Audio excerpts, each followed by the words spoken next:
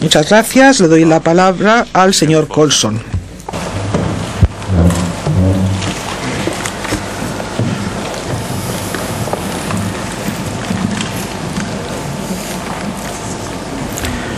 Thank you, Mr. President. Muchas gracias, señor presidente. Señores miembros de la Corte, el tema que me voy a referir es el carácter jurídico de la frontera marítima entre Chile y Perú. Me referiré al segundo alegato de Perú. Mi intervención igual va más allá de la hora a la que normalmente hacemos una pausa, por lo que, señor presidente, intentaré identificar el momento idóneo para que interrumpamos. Este planteamiento de Perú se basa en su propuesta de que existe una frontera convenida siguiendo el paralelo fronterizo, pero que tiene una longitud de solamente 200 millas marítimas. Más allá de estas 200 millas marítimas, Perú entiende que tiene plena libertad de reclamar cualquier zona a la que pueda llegar, trazando un arco de radio 200 millas marítimas desde cualquier punto en la costa del país que esté al norte del punto donde llega al mar la frontera terrestre. El problema con esta argumentación es que la Declaración de Santiago no lo dice, no dice esto mismo. Perú ha respetado la frontera establecida por la Declaración de Santiago, en tanto que línea de delimitación ilimitada siguiendo el paralelo fronterizo, tal y como lo demuestra la práctica de Perú. En este alegato, Perú presenta a la Corte tres planteamientos que no se sustentan. En primer lugar, que la delimitación que se obtuvo con la Declaración de Santiago fue y es parcial, y que solamente delimitó la zona de 200 millas marítimas de Chile, pero no el extremo occidental de la zona peruana. En segundo lugar, que el artículo 2 y el artículo 4 de la Declaración de Santiago no se complementan o no se trabajan juntos. En tercer lugar, que el derecho del mar moderno no respeta los acuerdos fronterizos existentes. Son propuestas que no se pueden aceptar. La posición de Chile es que la Declaración de Santiago estableció una frontera marítima a todos los efectos viable y práctica que divide y limita cualquier tipo de reclamación que puedan hacer Perú o Chile. Es por esta razón que sostiene Chile que este segundo planteamiento de Perú no podrá prosperar, ni como tampoco lo puede ser su primer planteamiento. Cuando Chile y Perú decidieron proteger sus intereses nacionales, proclamando sus reclamaciones marítimas en 1947, ambos estados se reservaron el derecho de ampliar dichas zonas más allá del límite de las 200 millas para proteger sus intereses respectivos. Las reclamaciones se referían a zonas de no menos de 200 millas marítimas. 5 años después, cuando Chile y Perú, reunidos con Ecuador en Santiago, se abocaron al concretar esas reclamaciones marítimas ampliadas, como consecuencia de las propuestas recibidas de los principales estados marítimos, por lo que no era necesario solamente reafirmar dichas reclamaciones, sino también el derecho que tenían de ir más allá. Y ello lo hicieron en el artículo 2 de la Declaración de Santiago, que dice, y cito, habla de soberanía y jurisdicción exclusiva sobre el mar que baña las costas de los respectivos países hasta una distancia mínima de 200 millas marítimas desde la costa. Las actas de la Conferencia de Santiago lo dejan bien claro. Vuelvo a citar, dice que cada uno de los tres países signatarios podrá, en tanto que Estado signatario, ampliar su zona marítima más allá de las 200 millas en el momento y para la longitud que considere necesaria o pertinente, sin necesidad de obtener autorización o consentimiento de los otros países signatarios. Fin de cita.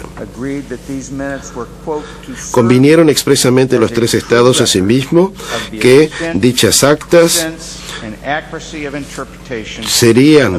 recogerían en forma fidedigna la exactitud, la amplitud y el grado de interpretación de esta parte de la declaración. El artículo 2 lo dice claramente y lo confirman las actas, que en sí son interpretación auténtica de la Declaración de Santiago. Dichas actas están en la pestaña 4 del legajo. Esto no es polémico para Perú, tal y como lo confirmó el profesor Lowe el martes pasado. La memoria de Perú, al referirse al artículo 2 de la Declaración de Santiago, dice: quedó así claro que los estados podrían reclamar más de 200 millas marítimas. La única forma en que ello pudiese ser así, sin crear un diferendo, un litigio fronterizo, sería si fuese en el entendido de que la Declaración de Santiago hacía dos cosas. En primer lugar, que lograba una delimitación plena de las propias zonas de 200 millas marítimas. Y en segundo lugar, que las partes limitarían las posibles extensiones laterales de una zona ampliada al paralelo de latitud del punto en que la frontera terrestre llegaba al mar, porque si no, de no haberse delimitado plenamente las propias zonas de 200 millas marítimas, tal como parecería sugerir Perú en su alegato, o de haberse hecho una nueva reclamación, y si dicha reclamación no se veía acotada por los paralelos fronterizos, solaparía la zona que el Estado vecino reclamaría si ampliase mar adentro el límite exterior de su propia zona. La consecuencia serían litigios fronterizos y la solidaridad que se exigía de los tres estados, o que se exigían los tres estados para defender sus reclamaciones, se habría visto gravemente perjudicada. Y ello no sucedió. El acuerdo respecto del artículo 4 garantizó que así fuese, mantuvo el status quo de 1947 entre Chile y Perú, y además dio la posibilidad de una ampliación posterior mar adentro de las zonas nacionales, tal y como lo permitía el artículo 2. Bien, continúa entonces la exposición del equipo chileno de la Corte Internacional de La Haya. Habla David Colson, quien está basando, dice, su exposición en el carácter jurídico de la frontera entre Perú y Chile. Siga con esta transmisión especial e ininterrumpida ahora con Verónica Linares y en directo. Verónica. Muchas gracias, Fernando. Vamos rápidamente entonces a La Haya, Holanda. Sigue siendo una línea de frontera que separe ciertas reclamaciones jurisdiccionales, pero no otras. No es una frontera solamente de mar territorial o de recursos pesqueros o una frontera de la plataforma continental, ni tampoco una frontera del dominio marítimo.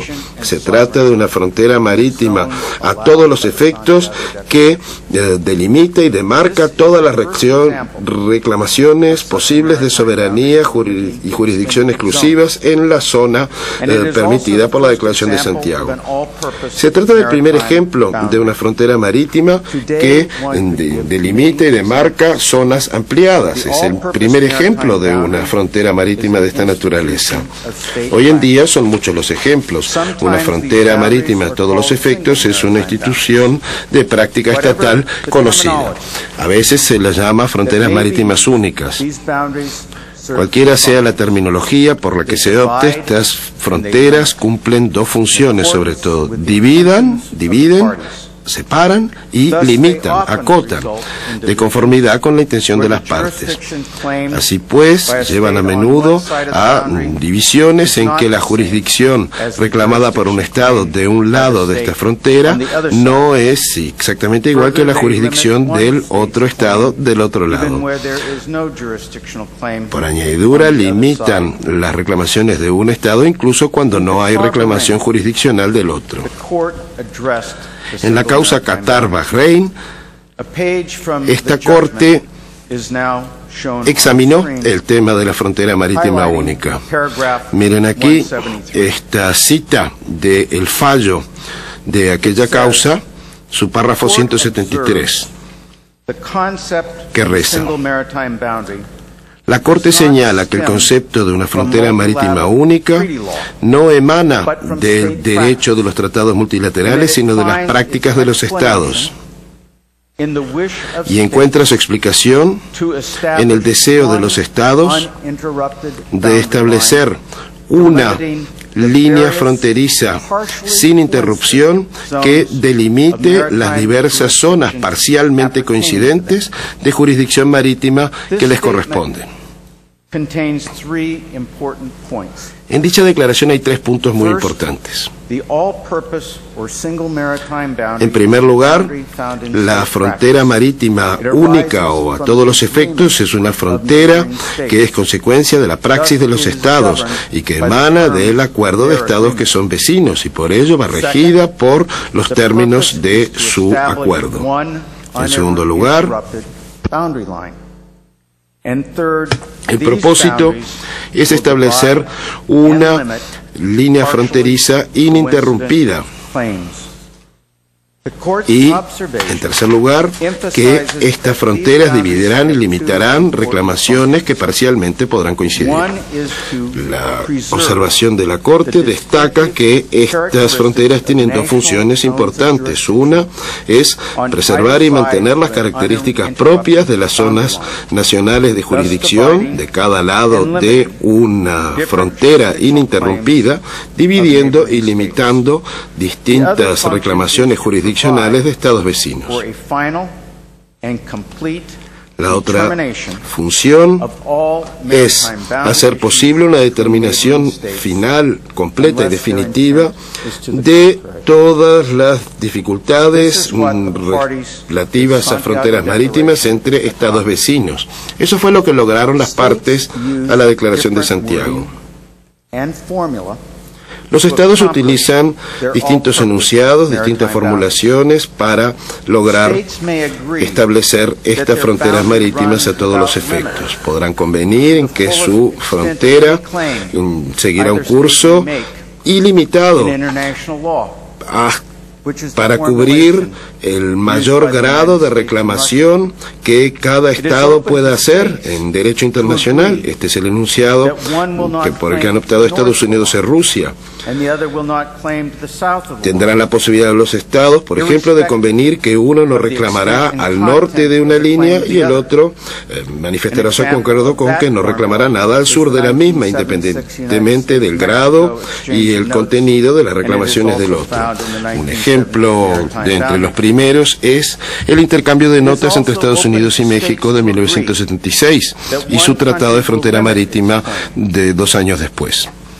Queda también la posibilidad de los estados de convenir que un país limitará sus reclamaciones a través o siguiendo una línea convenida, incluso cuando la zona correspondiente al país vecino no ha sido establecida, como hicieron Cuba y México en 1976. O quizá un acuerdo identifique un azimut y se refiere al mismo como una línea de límite marítimo, sin identificar un punto en el que concluya, como por ejemplo la frontera marítima entre Brasil y la Guayana Francesa. O está la fórmula que han utilizado Brasil y Uruguay, que llega hasta el, y cito, límite exterior de los mares reclamados por ambos países. Son acuerdos que van variando entre sí y la descripción de lo que se pretende varía también. En cualquier caso, la intención de las partes es clara. El derecho del mar respeta estos acuerdos que establecen fronteras marítimas a todos los efectos. En la causa que tiene ante sí esta Corte, la frontera entre Chile y Perú está establecida por acuerdo, por convenio, y es una frontera marítima a todos los efectos. No se ha formulado según la terminología de la Convención del Derecho del Mar. Se trata de una línea ininterrumpida que divide todas las reclamaciones presentes y futuras, y divide también, separa zonas parcialmente coincidentes. En particular, cumple los criterios a los que hacía referencia esta Corte en su fallo en la causa Qatar-Bahrein. Tal y como se ha señalado, lo señaló el profesor Dupuy, en las causas de las plataformas continentales del Mar del Norte, el presidente de esta Corte era Bustamante y Rivero, quien había sido presidente de Perú en 1947. Se hizo referencia en más de una oportunidad en los alegatos de esa causa, como ha dicho el profesor Dupuy, a la frontera entre Chile y Perú. En el punto 104 del legajo tienen ustedes una recopilación de todas las referencias a la frontera entre Chile y Perú, todas las menciones que se había hecho en los alegatos presentados a esta Corte en el caso de las plataformas del Mar del Norte en 1968. En su réplica, Alemania, intentando restar importancia al método de la equidistancia, recordó que la frontera entre Chile y Perú sigue un paralelo de latitud. Hizo referencia a Alemania a las proclamaciones de 1947, así como a la Declaración de Santiago y al Acuerdo de 1954. La dúplica común de Dinamarca y de Países Bajos no puso en tela de juicio dicha afirmación, arguía, más bien, que la frontera entre Chile y Perú no constituía precedente para las fronteras al Mar del Norte. En los alegatos orales, el profesor, que luego fue juez Oda, intervenía a favor de Alemania y felicitó, encomió la frontera entre Chile y Perú. Sir Humphrey Waldock, que posteriormente fue presidente de esta Corte, representando a Países Bajos y a Dinamarca, manifestaba que no podía tener valor de precedente la frontera de Chile y Perú, pero jamás la puso en tela de juicio. En el legajo, en el punto 104, encontrarán las diversas referencias a la frontera entre Chile y Perú en todos los alegatos de aquellas causas. Lo señaló también el profesor Dupuy.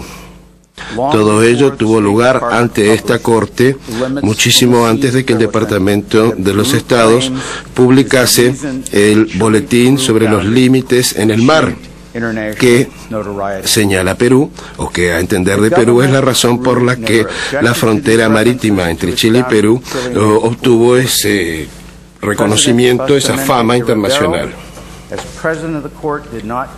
El gobierno de Perú nunca manifestó objeción a dichas referencias a su frontera con Chile, formuladas ante esta Corte. Tampoco lo hizo el presidente Bustamante y Rivero. En su dictamen, en su opinión individual, no obstante, abundó en el tema, distinguiendo la situación en el Mar del Norte, donde dijo que las líneas fronterizas necesariamente han de converger, de la situación geográfica con la que estaba más familiarizado. Ven en la pantalla el texto al que me refiero. Él dijo, refiriéndose en primer lugar al Mar del Norte: en este tipo de configuración, la prolongación natural del territorio de cada estado a partir de la costa se sigue un curso mar adentro hacia la zona central del mar en cuestión, mientras que las líneas fronterizas laterales de cada plataforma continental forma natural y necesariamente convergen hacia esa misma zona central. Por ello, el principio de la convergencia es normal para la delimitación de las plataformas en un mar de este tipo, a menos que las partes convengan otra solución. La convergencia natural de las líneas de delimitación lateral de plataformas adyacentes en mares de este tipo, el Mar del Norte se entiende, precluye la posibilidad de establecer estas líneas en direcciones paralelas y, por ende, de obtener plataformas de forma rectangular. El profesor Crawford recordó los escritos del presidente Jiménez de Aréchaga, que describe las reclamaciones de Chile y de Perú, diciendo que tienen proyección directa y lineal al mar. Hay una correspondencia clara entre los textos del presidente Jiménez de Aréchaga y la declaración del presidente Bustamante y Rivero en su opinión individual. Hacen referencia a líneas en direcciones paralelas que lleva al establecimiento de zonas de forma rectangular. El planteamiento de Perú niega todo esto. En definitiva, Perú está pidiendo a esta Corte que decida que 3 expresidentes de esta Corte, Bustamante y Rivero, Jiménez de Aréchaga y Sir Humphrey Waldock, tenían y tuvieron una interpretación equivocada de esta situación.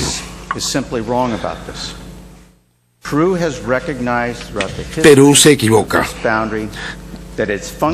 A lo largo de toda la historia de esta frontera, Perú ha reconocido que su propósito funcional es limitar la posibilidad de que Perú reclame jurisdicción del lado chileno del paralelo fronterizo convenido. El señor Petrochilos pasó revista a todas las pruebas de las que se dispone esta mañana, haciendo referencia a la práctica, a toda la praxis del Perú. Señaló que hay pruebas que demuestran que Perú respeta el paralelo fronterizo como límite de su dominio marítimo, incluso cuando llega al alta mar. En la pantalla tienen toda la información presentada por el señor Petrochilos, en la medida en que se refiere al paralelo fronterizo y el uso del mismo por parte de Perú como límite incluso más allá de la zona de 200 millas marítimas chilena. No voy a volver a examinar esos hechos. Quiero destacar que estos hechos demuestran que Perú opera sobre la base de que el límite meridional de su dominio marítimo es el paralelo fronterizo marítimo, independientemente de si el dominio marítimo es colindante con la zona de 200 millas de Chile o con alta mar y más allá. Lo que se buscó y lo que se logró con la Declaración de Santiago fue una delimitación plena, definitiva y a todos los efectos. Garantizó que las disputas o litigios fronterizos entre las partes no se producirían, incluso si se decidía ampliar las zonas reclamadas. Arguye ahora Perú que el artículo 4 no era de aplicación para Chile y de Perú. De aceptarse esta argumentación, significaría que la Declaración de Santiago en sí constituye un paso hacia atrás. Según la teoría de Perú, la Declaración de Santiago llevó a un diferendo fronterizo entre Chile y Perú en una situación en que anteriormente no había existido, cosa que claramente no sucedió, porque de haberse producido tal situación ya nos habríamos enterado. Y quienes en la década del 50 y del 60 se oponían a la zona de 200 millas habrían aprovechado plenamente ese diferendo, ese enfrentamiento para intentar dividir y oponer a quienes estaban a favor de las 200 millas. Eso tampoco sucedió. Pero intenta respaldar ese argumento de que sí sucedió, planteando lo siguiente, que antes de la Conferencia de Santiago cambió su posición respecto del método a utilizar para determinar el límite exterior de su zona, haciendo suyo el método de los arcos de círculo. Esta es una argumentación curiosísima por parte de Perú.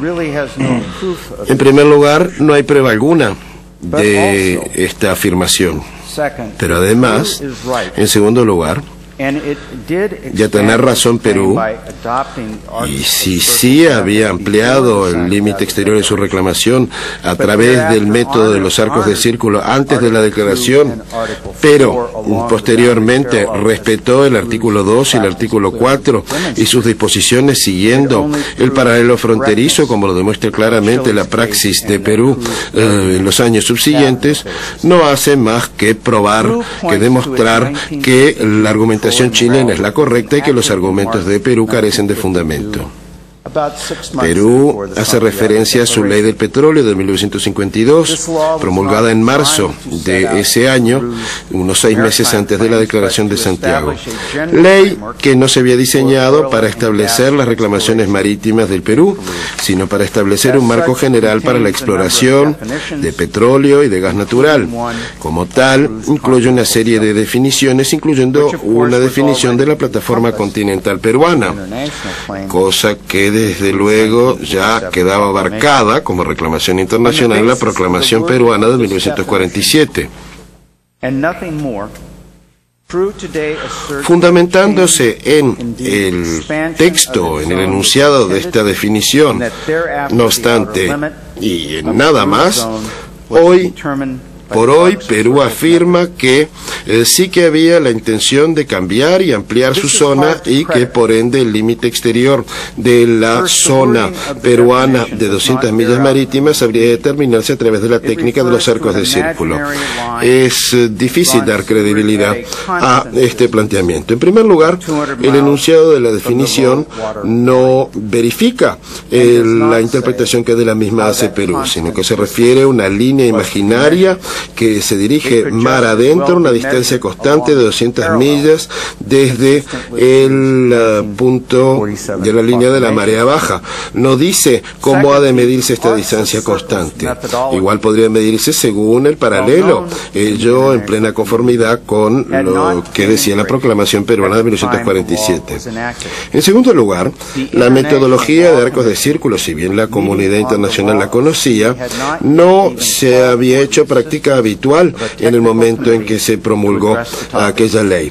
La Comisión Internacional de Derecho, cuando se reunió para examinar el derecho del mar, ni siquiera había pedido la ayuda de una comisión técnica para examinar el tema, y cuando lo hizo fue solamente en relación con el mar territorial más estrecho y más de un año después de la aprobación de la ley del petróleo. Por lo que resulta que hoy se nos pide que ya a principios de 1952 Perú estaba adelantadísimo en comparación con el resto de la comunidad internacional, mientras que de hecho Perú fue el único de los 3 estados de partes a la Declaración de Santiago que no hizo comentario alguno a la Comisión Internacional en aquel momento. En tercer lugar, no hay prueba alguna de que Perú haya actuado nunca como si eso era lo que pretendía ser la intención de dicha ley. La Resolución Suprema de 1955 de Perú, que ya examinamos hoy, establece todo lo contrario.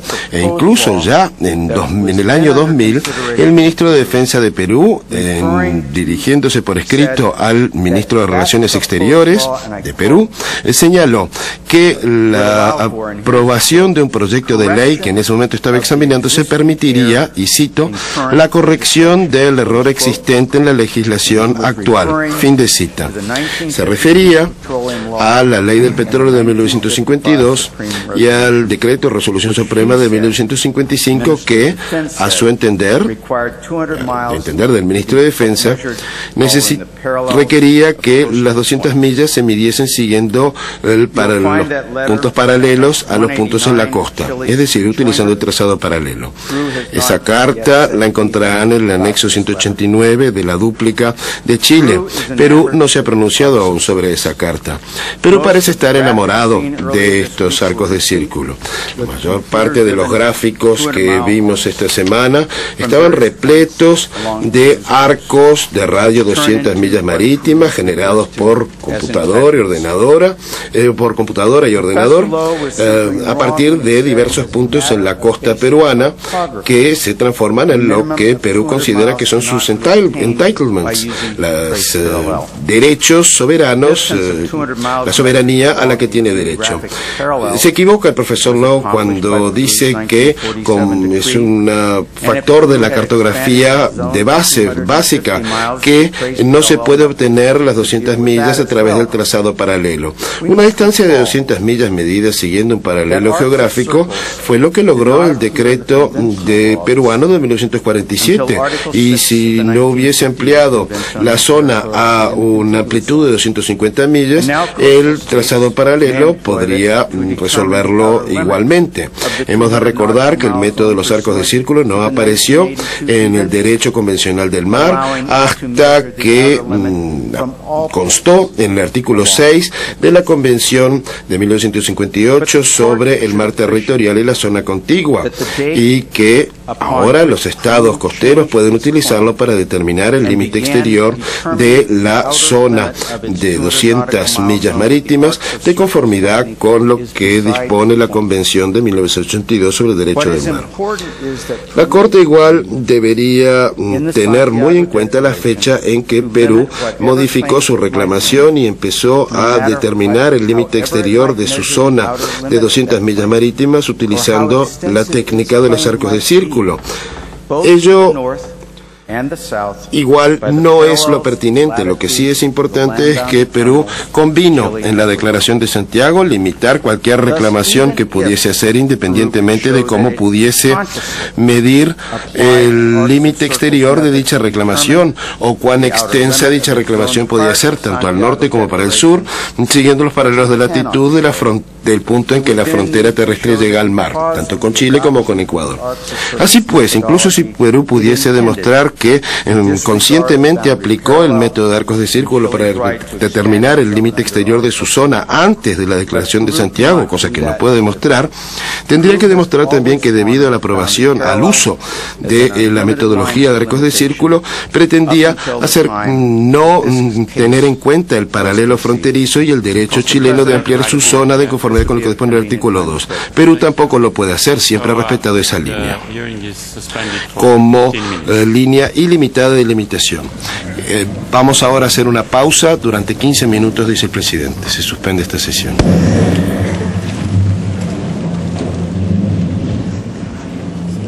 Muy bien, continúa entonces ahí la presentación de los abogados internacionales de Chile y se ha convocado a una pausa a las 10:24 de la mañana, hora peruana, y bueno, como ha estado ocurriendo en los otros días, suponemos que este receso va a durar aproximadamente unos 20 minutos y luego se va a retomar la sesión. Importante que ahora la defensa chilena se ha abocado ayer con el tema del tratado, que sí existe un tratado marítimo de límites entre Perú y Chile, y ahora, bueno, básicamente sobre el tema del hito, el punto Concordia y el hito número 1, y luego después sobre cómo es que se fijan estos límites marítimos. Muy temprano además sorprendió que se mostrara un mapa de un libro, de un texto escolar de nuestro país, como parte de las pruebas que estaba presentando la defensa chilena sobre que el Perú ha reconocido que existe un tratado de límite. Eso, entre otras cosas, por supuesto. Vamos a hacer una pausa y regresamos con más información también del ámbito local.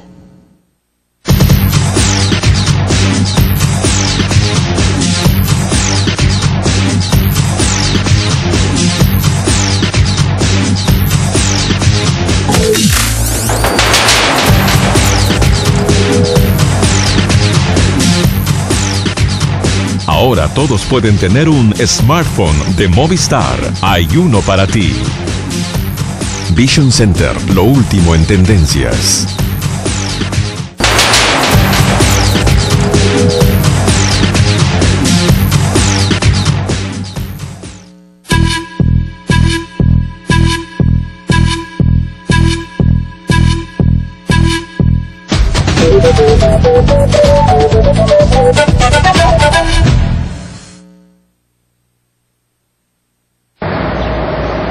Perdón, ¿calle Moncloa?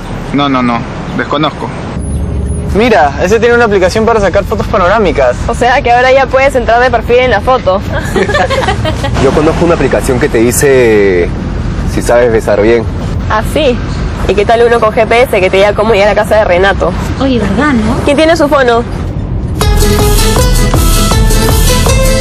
Lo único que te hace falta saber de un smartphone es que ya puedes tener uno. Movistar te lo hace fácil hoy con los equipos y planes más accesibles. Y esta Navidad compra un smartphone postpago y habla con 4 amigos para siempre. Además, llévate 500 megas gratis por 3 meses. Elige el tuyo en www.movistar.com.pe. Movistar, compartida, la vida es más.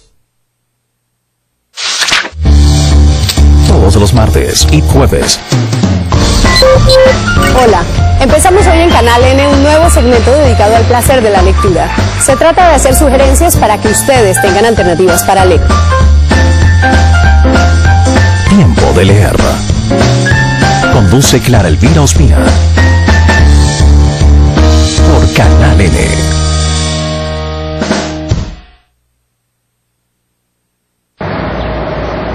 Perdón, ¿calle Moncloa? No, desconozco. Mira, ese tiene una aplicación para sacar fotos panorámicas. O sea que ahora ya puedes entrar de perfil en la foto. Yo conozco una aplicación que te dice si sabes besar bien. ¿Ah, sí? ¿Y qué tal uno con GPS que te diga cómo llegar a casa de Renato? Oye, ¿verdad, no? ¿Quién tiene su fono?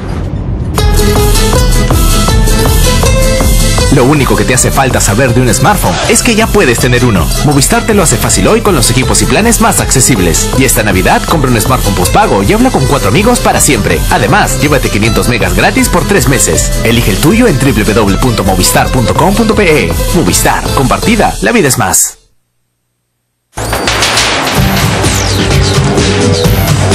Vamos a comunicarnos con nuestro enviado especial hasta Holanda, en La Haya, nuestro compañero René Gastelumenti, a ver qué es lo que nos puedes contar de lo que está ocurriendo en esos momentos. ¿Cómo estás, René? ¿Cómo estás, Verónica? Acaba de terminar la exposición de David Colson y estamos en el receso para luego escuchar una vez más a este abogado y después al doctor Condorelli para finalizar la jornada de hoy con el doctor Clauson. Lo que te puedo comentar es que la última exposición en la que hizo uso de la palabra David Colson podría haberse tornado un tanto repetitiva, puesto que trató de mostrar como sus compañeros el carácter jurídico de la frontera marítima entre Chile y Perú, es decir, la prueba madre que ellos están utilizando para poder demostrar su hipótesis, que es el tratado, mejor dicho, tratado, no, esa palabra no podemos utilizarla en el caso peruano, el Acta de Santiago de 1952. Entonces, ha citado también otros ejemplos en los cuales se ha fallado en los mismos términos de los que pretende que se falle Chile en este caso, y ha utilizado, por ejemplo, el caso de Qatar con Bahrein. Ha citado la manera en que se definieron las fronteras marítimas en el Mar del Norte. En fin, esta fue a grosso modo la postura, repito, de tratar de demostrar la naturaleza jurídica de tratado, según ellos, del acuerdo de 1952 y concordarla con los otros documentos que hemos escuchado citar en innumerables oportunidades en todas estas exposiciones de los candidatos chilenos. Verónica. Sí, muy bien, René. Bueno, estamos atentos, la verdad, a las exposiciones. Bueno, no sé si de repente hayas podido destacar algún otro hecho importante, como el que estuvimos conversando en la mañana sobre estos mapas, sí, de un texto escolar, que creo que es lo que más ha llamado la atención. ¿Cómo han reaccionado los medios chilenos? Los medios chilenos han preguntado también a sus representantes, y evidentemente hay cierta solidaridad entre el periodismo de cada país con sus respectivas defensas. Entonces no han sido muy acuciosos en ese tipo de preguntas. Sin embargo, lo que hemos podido obtener nosotros han sido explicaciones que de alguna manera justifican el empleo de estas pruebas, ¿no? Por ejemplo, el hecho de que este famoso texto escolar, el último de ellos, una enciclopedia Escuela Nueva para 5º grado, no sabemos si de primaria o secundaria, ha sido en su momento refrendado por el Ministerio de Educación, ¿no? Entonces lo que te dice, por ejemplo, el canciller Moreno es que, un momentito, ojo, que estamos hablando de un mapa refrendado por el Ministerio de Educación de ustedes, ¿no? Del Perú. Sí. Ojo. ¿Y de qué año es? Al mapa, ¿De qué años son esos textos? ¿Durante qué gobierno? Para poder tener una idea más o menos. De los años 60, ¿no? Aproximadamente de los años 60. Los documentos que citan son por lo general de décadas bastante anteriores, ¿no? A los 2000, ¿no? Y el mapa de China también es de esos años. En realidad citan documentos de todas las épocas, porque lo que ellos están tratando de configurar es un conjunto, de aglutinar un conjunto de actos jurídicos para demostrar que habría un tratado. Pero lo que te quería contar también es uno de los factores relativamente novedosos, que es la exposición realizada por el abogado Jean-Marie Dupuy, el abogado del equipo chileno, que citó a Ecuador en el sentido de que dijo que Ecuador era un ausente cómodo, ¿no? Que debió haber estado acá Ecuador para ver cuál era la opinión de Ecuador respecto a la declaración de Santiago, porque como sabemos, los dos argumentos matrices de la hipótesis chilena, la declaración de Santiago del 52 y la declaración de Lima del 54, fueron firmados también por Ecuador. Claro. Entonces, Jean-Marie Dupuy invocó la presencia de Ecuador porque dijo que indirectamente podría incluso hasta salir perjudicado eventualmente de este fallo que se daría, según hemos averiguado, en octubre. Ya no es julio, sino más bien en octubre, Verónica. Muy bien, René, muchas gracias.